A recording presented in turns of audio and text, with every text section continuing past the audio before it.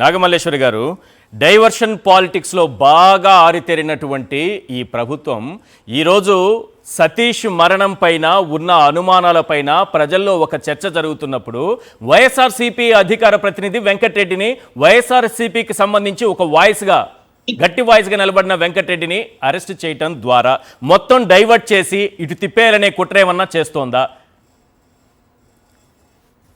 Sir, మీకు panel లో ఉన్నటువంటి పెద్దలందరికీ నమస్కారం సార్. ఇవాళ కూటమి ప్రభుత్వం వచ్చి 18 నెలల కాలం అవుతున్నా కూడా ఈ డైవర్ట్ చేసే పాలిటిక్స్ అనేది వాళ్ళకి వెన్నతో పెట్టినటువంటి విద్య.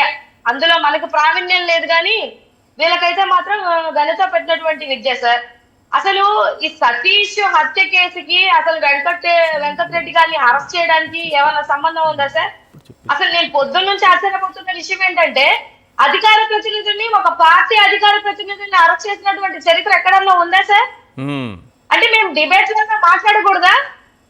మా స్వేచ్ఛాభావాన్ని మేము వ్యక్తపరిచేటువంటి హక్కు మాకు లేదా? మీరేమో వచ్చి ఆ సతీష్ హత్య తీసుకొని వచ్చి వైఎస్ఆర్సీపీ పార్టీ మీద వేస్తే కాదు అని చెప్పే హక్కు కూడా మాకు లేదా? అంటే ఇవాళ ఎలాంటి పరిపాలనలో ఉన్నారు సార్ లోకేష్ బాబు గారు? మరి ఇది చంద్రబాబు నాయుడు గారి ఆలోచన, మరి లోకేష్ బాబు గారి ఆలోచన నాకు తెలియదు కానీ ఇలా అడ్డగోలుగా ఒక చిన్న బిడ్డ చంటి పడ్డ ఎదుట తన తండ్రిని 4-5 దుండగుల్లాగా వచ్చి తీసుకొని వెళ్ళిపోతుంటే ఆ పస్తుందు పరిస్థితి ఏంది సార్? అయితే ఒక చిన్న బిడ్డ మీద ఒక ఆడబిడ్డని చెట్టు కట్టేసి కొట్టేస్తారు మాట్లాడినందుకు. లేదు అని అంటే ఒక చిన్న బిడ్డ ఎదుట ఒక తండ్రిని అరెస్ట్ చేసి తీసుకెళ్లిపోతారు. పొద్దున అరెస్ట్ చేశారు, ఇప్పుడు ఎక్కడికి తీసుకెళ్లారు సార్ వీళ్ళు? ఏమైనా సమాచారం ఉంది? ఇప్పుడే వాళ్ళ వైఫ్ మాట్లాడారు కదా, హరిత మాట్లాడింది కదా, ఎక్కడ తీసుకెళ్ళినట్టు?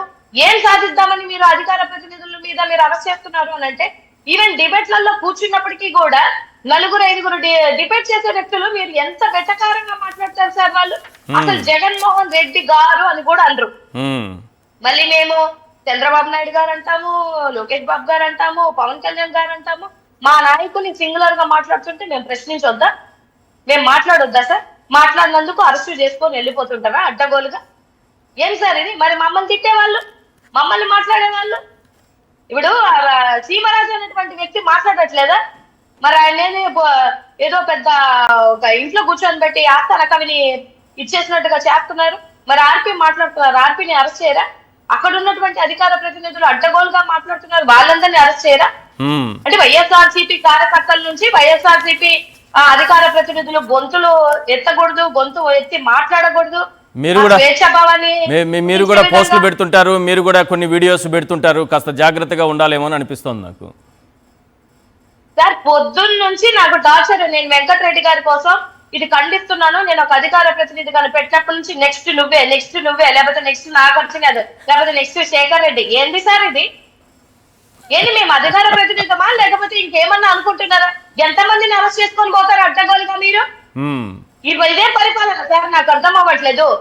అదే జర్నలిజం లో ఉన్నటువంటి జర్నలిస్ట్ ని అరెస్ట్ చేస్తారు, మీడియాలో కూర్చున్నటువంటి యాంకర్లను అరెస్ట్ చేస్తారు, మాట్లాడుతున్నటువంటి అధికార ప్రతినిధులను అరెస్ట్ చేస్తారు, చిన్న చిన్న కార్యకర్తల్ని అరెస్ట్ చేస్తారు.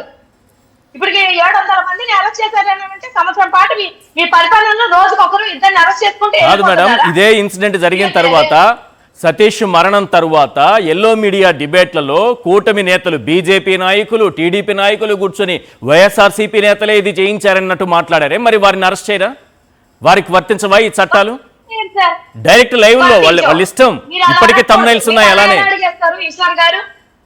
ఈశ్వర్ గారు మీరు అలా ఎలా అడుగుతారు? అయ్యా వర్తించవు వాళ్ళకి. ఓన్లీ వైఎస్ఆర్సీపీ వాళ్ళకు మాత్రమే వర్తిస్తాయి. వైఎస్ఆర్సీపీ పార్టీకి పాజిటివ్ గా మాట్లాడుతున్నటువంటి యూట్యూబ్ ఛానల్స్ కు వర్తిస్తాయి, కార్యకర్తలకు వర్తిస్తాయి. లేదంటే రేపో మాపో మిమ్మల్ని కూడా తీసుకెళ్తారు. ఎందుకు ఈ చర్చ పెట్టినందుకు?